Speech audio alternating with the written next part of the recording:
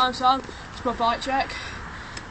Frame 2010 felt Volt, seats FB seat, back wheel, front wheel, the front tyre stock. Also my pedals and cranks are stock. So is my finger. My sprocket is stock. Chain is freewheel is an Odyssey freewheel. My grips are ODI. Stem is a mongoose one. Got off a mate. My boys are just normal stock boys off my bike, but I put a bit of gaffer tape on them. Same with my crank arms at the back here to stop my chain hitting from it.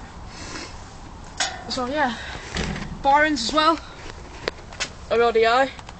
It's pretty nice. Red one there, black one there, and that's my bike check. I'll go and do a little bit of riding for you. Go.